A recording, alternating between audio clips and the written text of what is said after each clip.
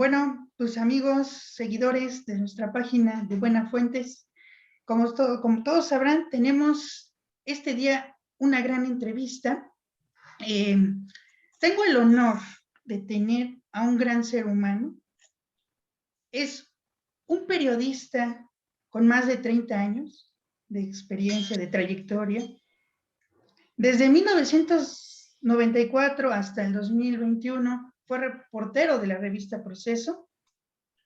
Asimismo, conduce el programa Los Periodistas, Sin embargo, en línea, junto con el gran periodista Alejandro Páez Varela. Por otra parte, él ha escrito 4 libros, entre uno de ellos es El Yunque, El Engaño, El Ejército de Dios y también El Amaciato. Este gran ser humano, que es un periodista que admiro, se llama Álvaro Delgado. Es un honor tenerlo aquí y que nuestro Al público contrario, muchas esté en esta gracias. entrevista. Puestísimo para lo que me digas. Así es que te lo agradezco mucho yo la oportunidad de estar en este espacio tuyo, que ojalá haya muchos jóvenes.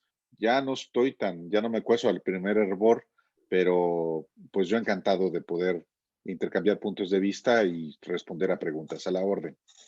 Claro que sí, este espacio se creó para llegar a la juventud, porque estamos en un momento que la mayoría de la juventud no conoce y vamos a entrar en lleno con este tema. Recientemente usted colaboró en el libro que se llama El México que se avecina, es donde el que coordina Julio Astillero, y están, bueno, a mi juicio es un libro que ofrece un panorama amplio y que trata de ser objetivo y sobre todo muy dialéctico. ¿Qué es lo que va o qué va a pasar con la 4T, que es un proyecto del presidente López Obrador? Y usted escribió un capítulo muy interesante en donde habla sobre los monstruos de la transición. Perdón, ahí me equivoqué. Los Está bien, monstruos del no hay cambio problema. de régimen, Así es. en donde usted menciona que estamos en una transición. Yo le quiero preguntar, ¿cuánto va a durar esta transición? ¿Ya acabó? ¿O qué fecha le pondría de conclusión usted esta transición? Bueno, estamos en un proceso de cambio en todos los órdenes de la vida pública en el país. Un proceso que tampoco comenzó en realidad en 2018 con la elección, ni comenzó tampoco con el día en que tomó posesión el presidente Andrés Manuel López Obrador. El proceso de cambio político en México tiene ya décadas y por supuesto que en el caso del proyecto del presidente López Obrador, que se denomina Cuarta Transformación, pues pretende ser diferente al cambio que hubo desde el punto de vista político y electoral en la alternancia del año 2000 con Vicente Fox y que arrojó muy pobres resultados en términos de pues la calidad de la democracia y de la eficacia de la democracia. Uno de los cuestionamientos que se le hicieron, se los van a seguir haciendo a Vicente Fox, es que esa expectativa que generó la alternancia en el año 2000 fue absolutamente insuficiente porque si bien hubo, digamos, esa alternancia, luego hubo otra más en el año 2012, en realidad se trató de un mismo modelo, no solamente desde el punto de vista económico, el modelo neoliberal que se instauró en México desde principios de los 80, sino que en lo político fue también muy desafortunado porque privilegió finalmente los partidos comprometidos con ese modelo económico. El proceso de cambio político en México comenzó hace muchos años. Inclusive yo puedo advertir que en el año 1994 sí se da un punto de quiebre que permite la reforma electoral de 1996 y en 1997 ya con un entonces Instituto Federal Electoral, cuyo Consejo General era ciudadanizado, permitió, por ejemplo, que en 1997 el PRI perdiera por primera vez en la historia la mayoría en la Cámara de Diputados, y eso de alguna manera perfiló la alternancia en el año 2000. Pero también es verdad que no se terminaron en México los fraudes electorales. Yo soy de los que sostiene que en el 2006 hubo un fraude electoral y que también lo hubo en el año de 2012 ante una complacencia del órgano electoral supuestamente comprometido con elecciones limpias, y que en el 2018 se dio la alternancia por la izquierda, no necesariamente porque hubiera efectivamente un comportamiento absolutamente transparente del órgano electoral. No hubo de otra. Fue tan contundente la victoria de López Obrador que pues no hubo ya posibilidad inclusive de poder hacer determinaciones o tomar decisiones que pudieran influir en el resultado electoral, como sí se tomaron en el 2006 y en el 2012. Pero vaya, hago esta introducción Sí, porque pienso que siempre es importante saber de dónde venimos, cuáles han sido los procesos para llegar hasta donde nos encontramos hoy en abril del 2021, a unas semanas de la elección más grande de la historia de México. Hay efectivamente un proyecto hegemónico hoy en el país, producto del voto popular de 2018, que respaldó una propuesta de cambio muy diferente a la que plantearon en su momento Vicente Fox, el propio Calderón y hasta el propio Enrique Peña Nieto. Y ese proyecto denominado Cuarto Transformación, por supuesto que está generando muchos sacudimientos en el país, ha implicado que haya, por supuesto, un intenso debate en México en todos los órdenes y sobre todos los temas. Y eso, a mi juicio, revela que efectivamente pues hay un proyecto que está en curso y que hay a quienes les gusta y hay a quienes no les gusta. sí. Y eso precisamente ha motivado esta deliberación pública, que por lo demás tiene que ver con la democracia. La democracia es ruidosa, es estridente, es a menudo desagradable, pues porque se exponen de manera pública y abierta se exponen justamente muchos puntos de vista, hay un choque de intereses y en ese sentido, por supuesto, eh, hay pues una estridencia que llama la atención porque no había existido, por lo menos no con esta intensidad, en otro momento. Hay un proceso de cambio que empuja precisamente el presidente López Obrador indiscutiblemente y tiene una mayoría que por el voto popular llegó a las cámaras, y eso significa que esa mayoría puede modificar leyes conforme al proyecto que existe, y hay también la posibilidad de reformar la Constitución, pues armando mayorías con la oposición. Esto ha ocurrido a lo largo de los 2 años y medio que lleva López Obrador en el gobierno, pero está concluida esta transformación como la prometida por López Obrador. No, está hasta ahora en curso. Y lo que estamos viendo en este proyecto, que como usted dice, llevamos 2 años, pero llegó un monstruo, como lo menciona en mi libro, que es la pandemia. Ese monstruo, y la inseguridad también la menciona, que sigue creciendo, sigue aumentando. ¿Usted cree que la ciudadanía le dé todavía el poder a López Obrador en estas grandes elecciones que se Está avecinan? por verse, está por verse. Estamos a 5 semanas, a 6 semanas de saber si efectivamente la mayoría de la sociedad, de la mayoría de la gente que acuda a las urnas, le sigue dando ese respaldo al partido del presidente López Obrador. Él no está en la boleta, él no va a estar en la boleta electoral por primera vez por primera vez en 21 años. Sí, Ha estado desde que fue candidato a jefe de gobierno en el año 2000, estuvo en la boleta en el 2006, estuvo en la boleta en el 2012, estuvo en la boleta en el 2018 y por primera vez en 2 décadas no estará el presidente López Obrador en la boleta.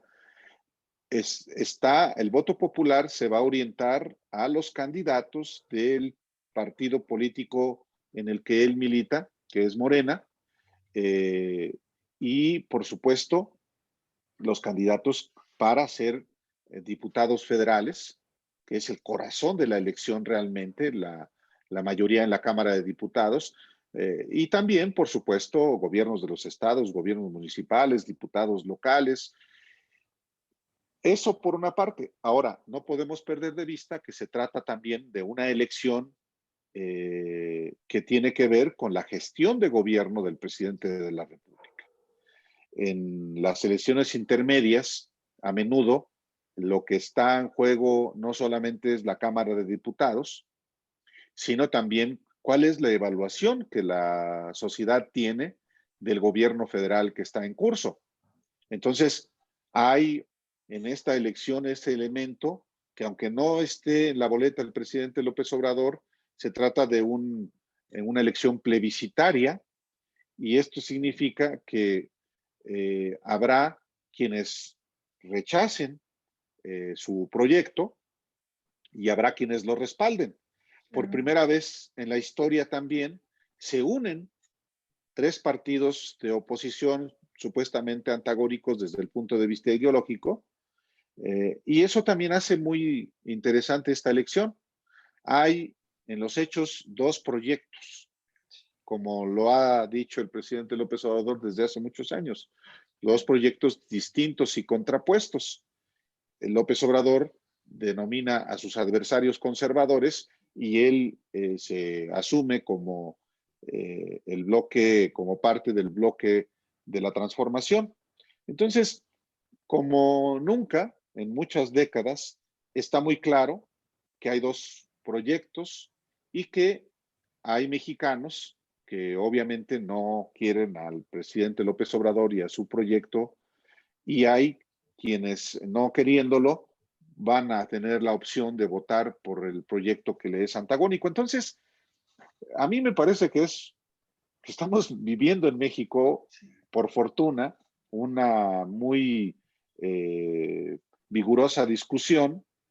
Eh, Falta, creo que haya más calidad en la discusión, pero hay discusión, hay deliberación y hay condiciones para que las elecciones, por primera vez en la historia, se lleven a cabo en condiciones no solamente de limpieza, sino de libertad, de equidad, que no haya poderes públicos u otro tipo de poderes que influyan en la elección. Y si eso se logra en esta elección, es parte de este proceso de transformación para bien que está en curso en México y que no podría necesariamente atribuírsele solamente al presidente López Obrador. No, en eso yo concuerdo con usted. Esto ha sido una lucha de muchos años. Hay muchos periodistas, incluido usted, que han estado luchando por esa libertad y por esa democracia. Como usted menciona, no empezó con López Obrador, es de muchos años esta lucha. Y sí, tenemos esta alianza que yo le he llamado maligna, esta alianza neoliberal del PAN, del PRI y del PRD, que por cierto, a mi juicio el PRD va a perder su registro, está por verse, pero pues es que realmente el PRD es como dijo el maestro Alejandro Páez Varela, ¿no? Es como los perritos que están debajo de la mesa, ¿no? Esperando que les den migajas. Entonces, vemos esta oposición, bueno, entre comillas, y es lo que yo le iba a preguntar. ¿Realmente hay oposición en México? ¿Y quién encabeza realmente esta oposición? Claro que hay oposición en México, claro que hay oposición en México, y esta oposición se expresa de muy diversas maneras y por muy diversos cauces. Hay una oposición al proyecto del presidente Andrés Manuel López Obrador y qué bueno que la haya.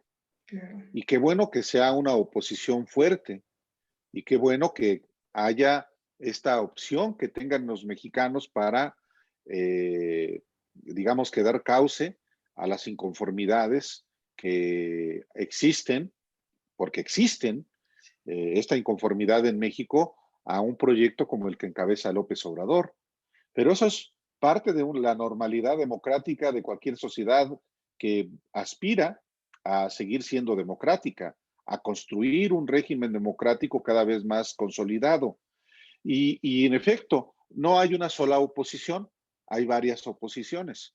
Está la oposición partidaria, que claramente se expresa en esta coalición de PRI, PAN, PRD.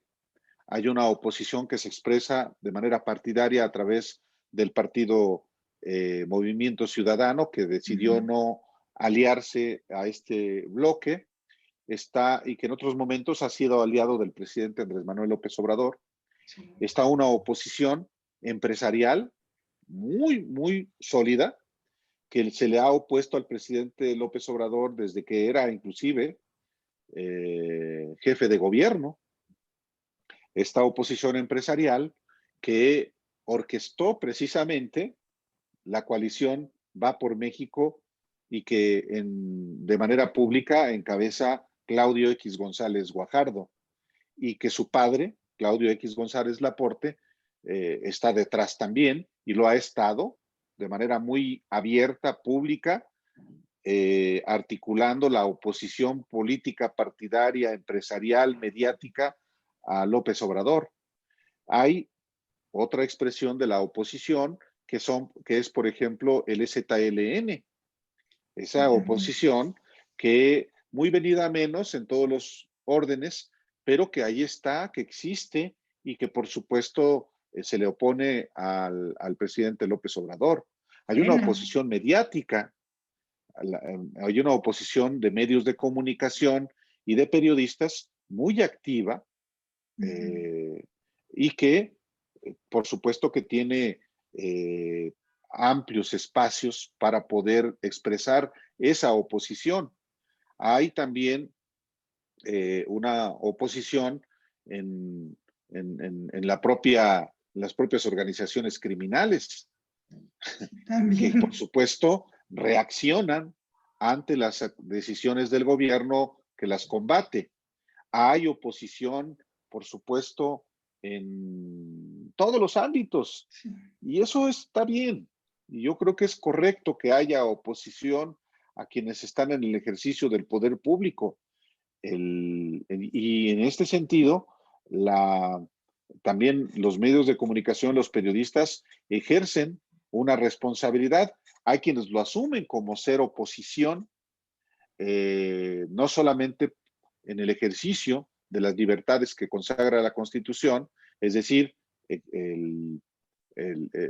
asumiendo la libertad de expresión, eh, sino también claramente adhiriéndose al bloque que es opositor al presidente y su proyecto. Entonces, yo creo que hoy, por lo menos eso a mí me consta por el trabajo que realizo, los recorridos que hago, las conversaciones que tengo, eso es lo que yo veo a hoy. Y yo he visto, pues he tenido esa fortuna de ver el cambio político en México desde que era niño y por supuesto, y desde que comencé yo también a ser observador más detenido de la vida pública. Y por supuesto que hoy yo advierto un cambio absolutamente distinto al que hubo inclusive durante el sexenio de Enrique Peña Nieto. Hay vigencia en las libertades que la Constitución consagra y las libertades son para ejercerlas, no para implorarlas. Y se ejercen como cualquier persona quiere ejercerlas. En fin, Claro. yo sí creo que hay este momento muy eh, Histórico. vigoroso en términos de las libertades públicas. qué bueno que hace hincapié en este punto. Y ahorita vamos a tocar un poco su trayectoria. Eso va a ser al final, como un plus, tocar su trayectoria periodística. Y por otra parte menciona que está la oposición mediática. Usted hizo una investigación periodística que fue la primera en Sin embargo, después de haber dejado proceso, que lamento mucho que esta salida, porque pues proceso, a mi punto de vista, está perdiendo sus mejores cuadros. Los está perdiendo y qué lástima que esté en esas carencias esa revista.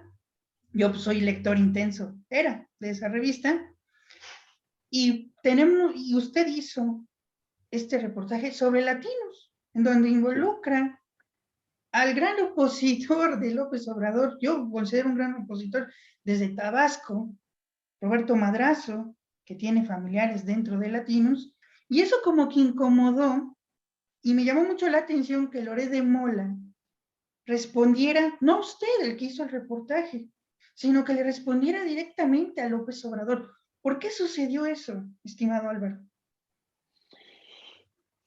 No sé, esa es decisión de Loret, que en todo caso no era el propósito de mi reportaje. Pues él es periodista, hace su trabajo. Eh, no, yo lo que hice fue cumplir con mi responsabilidad de hacer público un asunto de interés público, de interés general, identificar a quienes articularon este proyecto de carácter político a través de Latinos. Eh, yo creo que la sociedad tiene derecho a saber quiénes están detrás de proyectos mediáticos. Si efectivamente hay un propósito de ejercer la libertad de expresión y hacer realidad el derecho a la información de la sociedad, o en realidad se trata de un proyecto político, como es el caso claramente de Latinos, cuyo clan de Roberto Madrazo es quien está ahí en el corazón del Latinus. No solo su hijo, eh, sino también el yerno de Roberto Madrazo. Y pues sí, seguramente incomodó. Prueba de ello Muchísimo. es que recibí una lanzada, eh, pues que creo que sobre todo revela hasta qué punto se ha quedado de manifiesto. Yo pienso que es bueno hasta para quienes trabajan en Latinos saber quién es el patrón. Y el Claro, patrón es Roberto Madrazo, que más allá de que sea opositor o no de López Obrador, pues hay un proyecto político. Este claro. personaje, por supuesto que este personaje, por supuesto, busca seguir incidiendo en la política y también seguramente en sus negocios. Entonces, yo creo que los hombres públicos, como es el caso de Roberto Madrazo, pues están sujetos al escrutinio y yo lo que hice fue investigar, exponer públicamente el asunto y después dijo, pues él no solamente no lo negó, pues no podía negarlo, dijo, es que nadie había preguntado, pues sí, señor, yo sí pregunté. Claro. Entonces, creo que ha quedado muy claro que Latinus, que es una plataforma de información que nació para México y Estados Unidos, pues tiene un patrocinio económico y político del grupo de Roberto Madrazo y por supuesto que eh, está más que acreditado. No es cierto, como lo dijo el propio Latinus el 2020, que tuviera una orientación política. Pues sí la tiene. El patrón se llama Roberto Madrazo y no es cualquier priista. No solamente fue presidente del PRI y candidato presidencial, sino que es parte de un grupo político priista de lo más putrefacto que ha tenido México. Sí. Entonces, pues creo que ha quedado muy claro, salvo que eh, pues vendan sus acciones, se deslinden completamente de Latinos para que pueda ser un medio libre, un medio periodístico. Hoy es un medio político en el que trabajan periodistas, actores, actrices, exfutbolistas como Luis García, pues está bien, pero el patrón se llama Roberto Madrazo y el patrón se llama Alexis Nikin Gagiola, yerno de Roberto Madrazo, y se llama también el patrón Federico Madrazo Rojas, hijo de Roberto Madrazo. Lo demás, pues yo no era el propósito de hablar de Víctor Trujillo y su personaje Broso, ni de Carlos Loret de Mola, no. El propósito era hablar de esa De empresa, latinos. ese grupo político que maneja Latinos, nada más. Sí, y yo, bueno, quiero dar aquí mi punto de vista, porque Latinos, a mi criterio y también por lo que yo he visto y leído, trae una agenda tanto, como usted dice, en México, pero también en Estados Unidos trae una agenda que me llamó mucho la atención, que es muy pro-Biden, incluso en sus publicaciones, y que son los mismos, incluso Lore de Mola pide a gritos a que Biden le ponga un estatua quieto a López Obrador, y veo que esa es la agenda de Latinos y de Lore de Mola y de todo, y de Broso también, que es una agenda pro Biden, que también es una agenda por este grupo que usted ya mencionó, que incomodó muchísimo. Incluso yo vi, voy a ser honesto, los videos de Lore de Mola, yo vi su cara como siendo trágame tierra, porque no podía que le quiten la máscara, perdón, de que realmente no es un periodista independiente, no es objetivo como él se quiere vender. Ese es mi punto de vista, estimado Delgado. Y Pues mira, lo importante es que lo que hacemos los periodistas es público, lo que hacen los actores, lo que hacen los protagonistas de la vida pública en el país. Entonces, pues todos estamos sujetos al escrutinio. A mí me pueden decir también mis malquerientes que pues también uso gel que se me puede caer el cabello, en fin, pienso que es parte también de la propia eh, condición que tenemos como periodistas, pero en ese reportaje sobre Latinos, pues lo fundamental para mí era acreditar justamente eh, el carácter faccioso y político de un medio como Latinos, que quedó acreditado porque pues los que están detrás son miembros de este grupo político priista, que en una de esas deja el PRI para irse, por ejemplo, al Partido Movimiento Ciudadano. Ya lo veremos.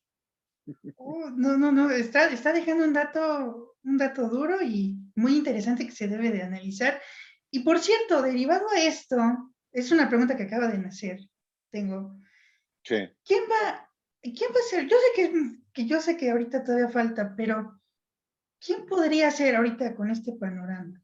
¿Quién puede encabezar el 2024? Porque yo, perdón, antes de que responda, yo vi en el programa del Chamuco TV, en donde usted y Alejandro fueron padrinos del programa, de la temporada, en donde usted mencionó que Ricardo Anaya es un poco peligroso lo que está haciendo en sus giras. Eso me gustaría hacer énfasis. ¿Es Pues muy peligroso? peligroso para él porque Uh se -huh. anda metiendo hasta en arenales, como en Chihuahua, Uh -huh. sin necesidad. En una de esas ahí se queda hundido el ciudadano Ricardo Anaya y luego se mete también en negocios turbios, pues eso es peligroso para él. Más allá del chascarrillo. Sí. Eh, Así como ahora estamos asistiendo a una elección que tiene en el corazón la disputa por la Cámara de Diputados con todo lo que eso implica, con la fuerza constitucional que tiene la Cámara de Diputados, pues el 2024 va a ser también parte de, la elección va a ser también plebiscitaria, si se respalda o no el proyecto de transformación que inició López Obrador, dándole continuidad a este proyecto con el candidato que postule Morena y sus aliados. Y también, con toda seguridad, habrá en 2024 un polo que desafíe justamente al proyecto hegemónico. Entonces, ¿cuál es el elenco de aspirantes por parte del bloque opositor? A lo mejor ahorita no lo estamos viendo, no están todas las cartas expuestas y Ujú. todos los prospectos, porque pues es muy raboncita la oposición en ese sentido. Sí. ¿Quiénes pueden ser candidatos a la presidencia? Quienes ya expresamente lo han manifestado. Bueno, Ricardo Anaya lo fue en el 2018 y está trabajando para ser el candidato de la coalición de derecha en 2024. Él lo va a buscar. Lo va a buscar Margarita Zavala, que va a ser diputada federal, seguramente To- plurinominal, aunque sea por mayoría. Toco madera, ¿eh? Bueno, va a llegar. Pues puede ser, va a buscarla indiscutiblemente. ¿Quién es más?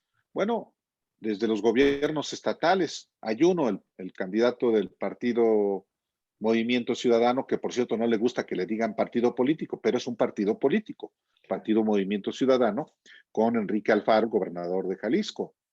Buscará sin duda también, si es que gana Nuevo León, este senador del partido Movimiento Ciudadano, muy probablemente. ¿Quién es más? Quizá no habría que perder de vista al gobernador panista de Yucatán, Mauricio Vila. Sí, Eso también. no habría que perderlo de vista porque es un panista muy peculiar. Yucatán es un estado que no tiene mayores complicaciones, Ujú. está bien calificado, pero bueno. ¿Quién es más? Correa, Bueno, a lo mejor, ¿quién? este, ay, ¿cómo se llama? Correa, Corral, Ah, Javier Corral. Javier No, Corral. no, no le veo yo ningún futuro a ese gobernador panista. Y del Muy PRI, mal calificado, por cierto. ¿Mandé? sí, muy, muy mal calificado. Y del Sí. PRI, alguien del PRI, Pues es que ese también es parte del es un drama que detalle. tiene la oposición en general. Del PRI, ¿quién puede ser?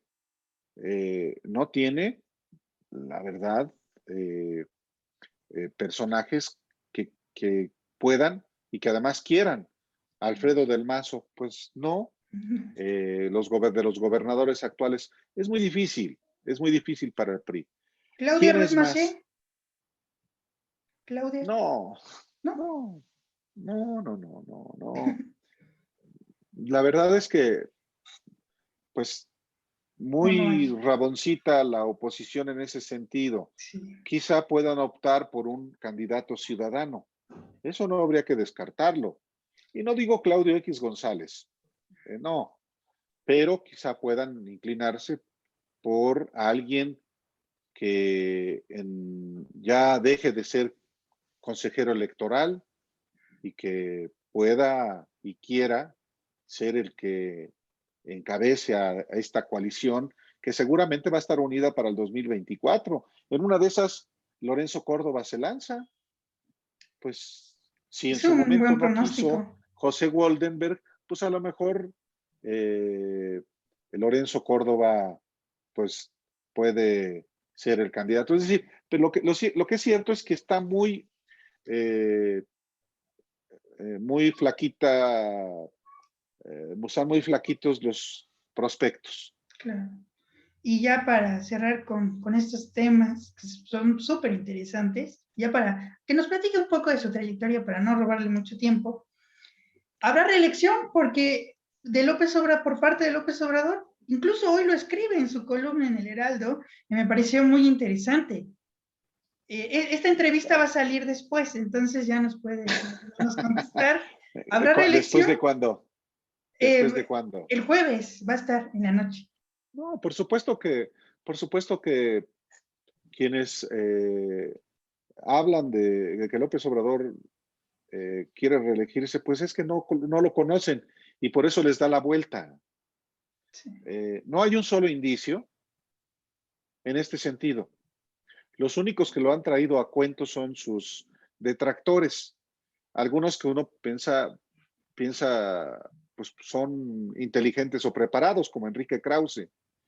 Eh, pero hay quienes en el delirio, mucho en el furor, en la emotividad, que hay mucho, hablan de reelección.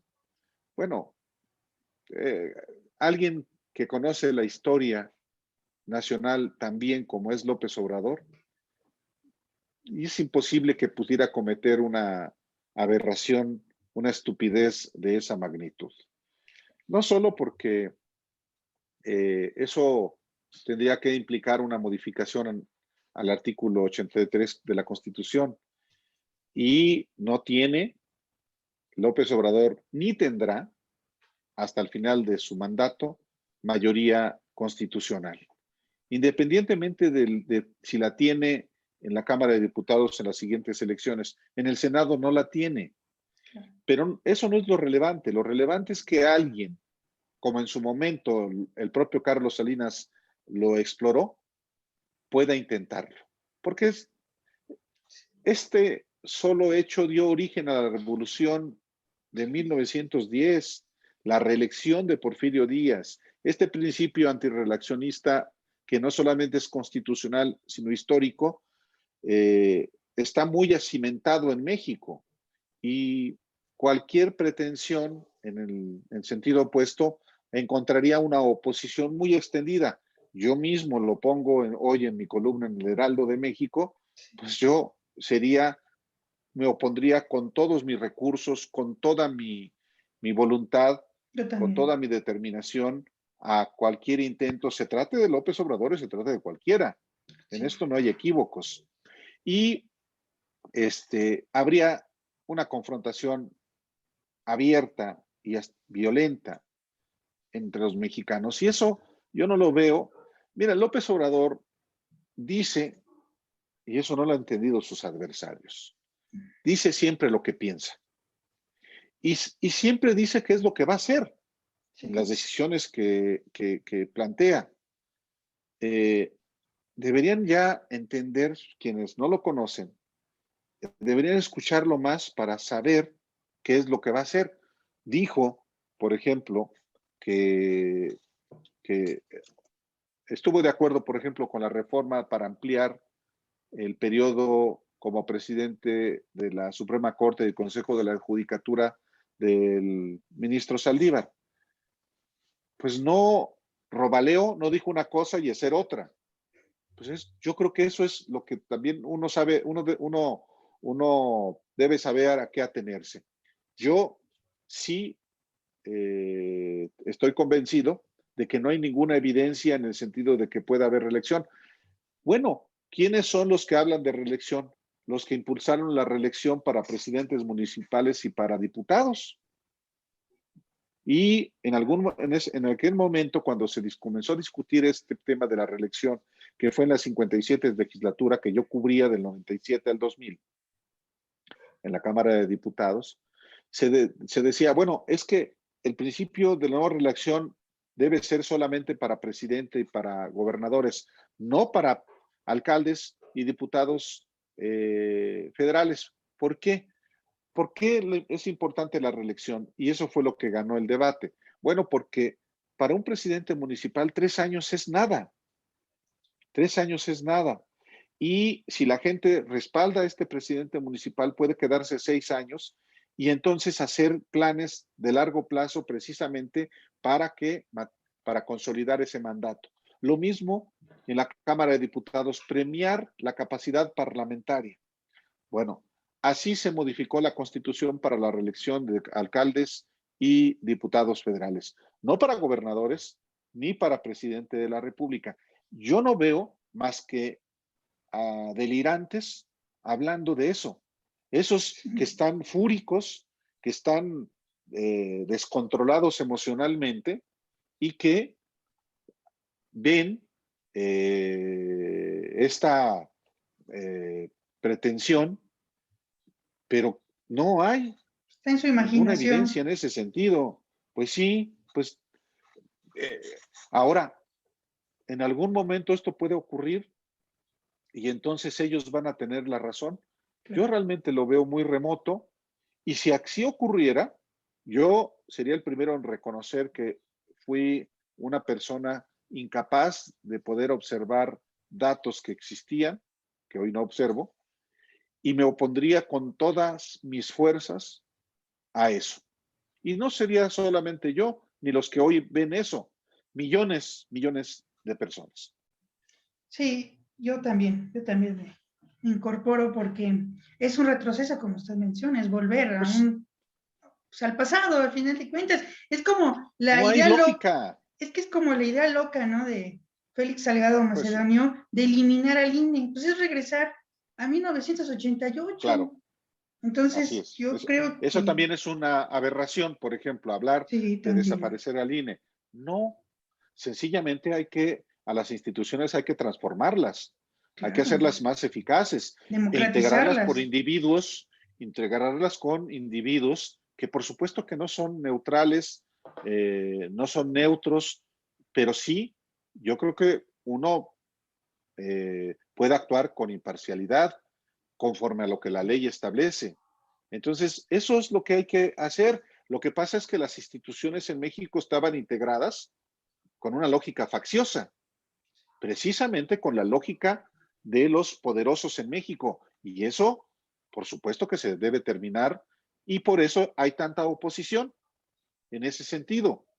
Eh, pero, pues es parte del proceso de cambio que no termina todavía de completarse en este país. Pues bueno, pues ya, no está, ya me estoy quedando muy picado con lo que estamos platicando. Espero que se preste otra oportunidad porque En otra estos ocasión, si temas, quieres. claro, y ya por último, ya para no robarle mucho tiempo, pues usted nació en Lagos de Moreno, Jalisco. Somos paisanos, yo también soy de Ah, Jalisco, sí, de Zapopan, soy, soy de ahí. muy bien, Ahí viví desde niño, después ya me vine a la Ciudad de México claro. y luego fui otra vez y así está, así estamos. Pues la última pregunta, ¿por qué no se quedó en Jalisco y qué lo motivó a ser periodista y a seguir a la derecha? Porque usted sigue mucho a la derecha con sus libros que ya mencioné al principio, como El Yunque. No, no la sigo, no, no la sigo. Periodísticamente, perdón, ay, ay, cometí un error, es seguir periodísticamente, perdón, perdón, Sí, perdón, se me fue correcto. esa palabra. Que no me conozca, que no decir, es seguidor de la derecha. No, No, no, no, no, no. no, perdón, Investigo la derecha. sí, Sí, perdón. mira, no, no hay por qué. Pero, bueno, yo no fue mía la determinación de dejar Jalisco y venirme para acá. Fue de mis padres. Y no fue una decisión sencilla, pues porque nadie migra por gusto, sino por un asunto de necesidad. Y sin embargo, pues fue una decisión afortunada de mis padres, porque venir a México significó que yo pudiera tener una educación que muy difícilmente podría haber tenido allá. Entonces, eso, por supuesto que lo voy a agradecer hasta el último día de mi existencia a mis papás, a quienes hicieron posible que yo pudiera tener educación. Y ya lo demás, pues ya es cosa mía. La determinación de poder ser periodista, eh, pues fue, eh, yo pienso, eh, por una parte, por algo que uno trae, con el deseo de cambiar el entorno en el que uno se desenvuelve y que hay muchas maneras. Una de las maneras, pues, es con la carrera que yo decidí tener y que quizás se originó desde que yo, primero me gustaba leer y luego, eh, pues a mí me llamaban mucho la atención los periódicos, las revistas, claro, además de las historietas y las cosas para niños. Y creo que a esa edad, a los 12 años, fue que fui perfilando, digamos, mi vocación. Y me tocó, ya cuando me tocó, eh, digamos, definir lo que iba a ser mi carrera, pues no me costó ningún trabajo. Cuando yo estaba ya en la prepa, dije periodismo, periodista. Y y estudié la carrera ya trabajando de manera paralela en medios. muy chiquitos, comenzando en medios muy modestos, dando clases inclusive, pero la verdad es que yo no puedo más que sentirme contento con haber elegido una carrera como esta. Y yo siempre digo que que yo no voy a decirles a los jóvenes que quieran ser periodistas lo que habitualmente se les dice. Estás loco, que vas a estudiar eso, te vas a morir de hambre.